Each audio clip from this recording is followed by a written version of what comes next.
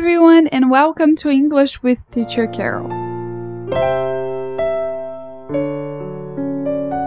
No vídeo de hoje eu vou reagir aos erros mais engraçados que os brasileiros cometem quando estão escrevendo uma mensagem ou um texto. Vamos dar umas boas risadas, porque aprender um novo idioma é assim mesmo, cheio de momentos engraçados. Mas antes de a gente começar, não se esqueça, se você ainda não é inscrito, se inscreva aqui no nosso canal, ativa o sininho e já deixa o like.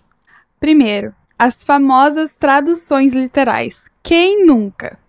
Quando a gente tenta traduzir expressões do português para o inglês, às vezes pode dar uma confusão, às vezes pode ser engraçado. Então vamos lá para a primeira situação. Uma vez eu vi alguém escrevendo "He let the chicken escape".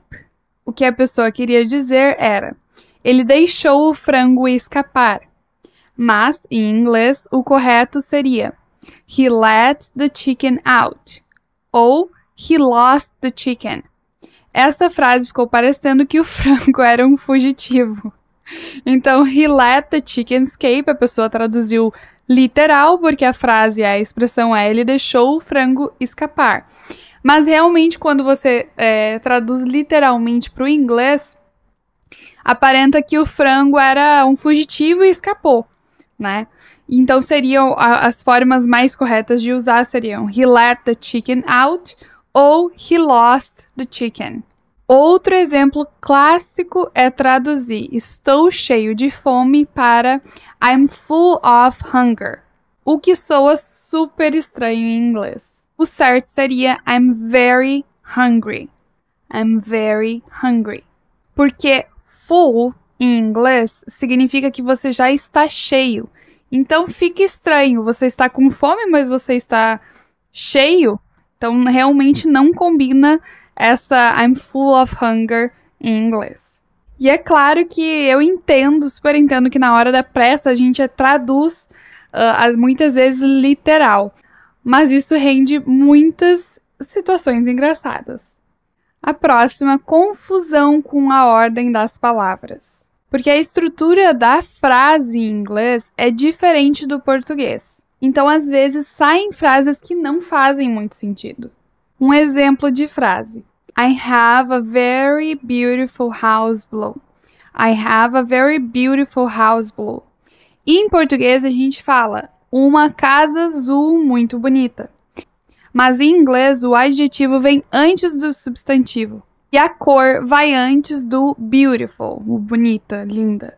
Então o correto seria I have a very beautiful blue house.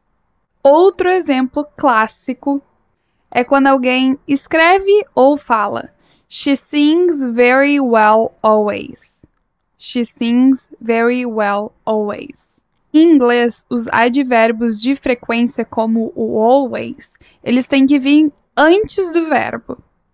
Então a frase correta seria She always sings very well. She always sings very well. Esses erros assim de ordem são muito comuns, porque no português a gente tem uma flexibilidade maior com a ordem das palavras. Já no inglês não, no inglês a gente tem exatamente as regrinhas e quando qualquer palavra sai de ordem, pode soar sim um pouco engraçado ou confuso.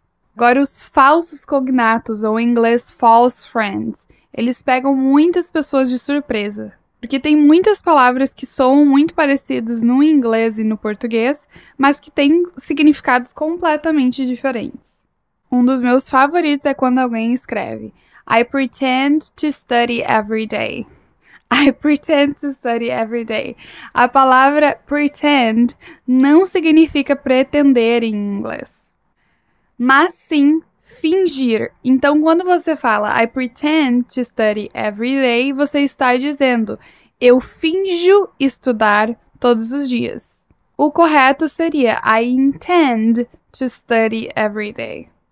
Outro falso cognato é a palavra sensible, porque sensible no inglês significa sensato e não sensível.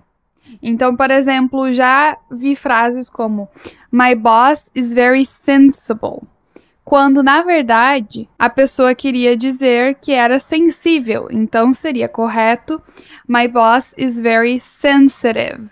My boss is very sensitive. Próximo, a pronúncia afetando a escrita.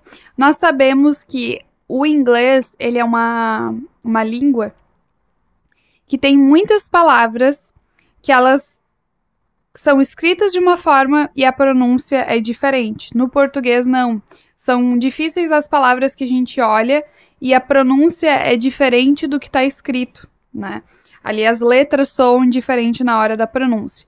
Já no inglês tem muitas palavras dessa forma. Por exemplo, she likes to make exercises. No inglês a gente não usa make para exercício. O correto seria she likes to do exercises. Outro erro muito comum, que inclusive é um erro comum no português, mas que eu vejo até os meus alunos aqui taiwaneses cometerem esse erro, que é o more better. More better. Quando a gente usa, por exemplo, this book is more better than the other book. O better já significa melhor, então você não pode usar more e better junto. Ou você usa more interesting, more beautiful, mas você não pode usar more better. Então, o certo seria this book is better than the other book. Outra forma também, você não pode usar more worst. Worst is worst. Worst já é o pior, então você não pode usar more worst. Então foram estes os erros que me mandaram e eu achei super legal de compartilhar, porque todo mundo passa por situações assim quando você está aprendendo uma nova língua. Então este é o vídeo de hoje, espero que vocês tenham gostado. Se você gostou, compartilha com algum amigo seu que também está aprendendo inglês. See you next time! Bye!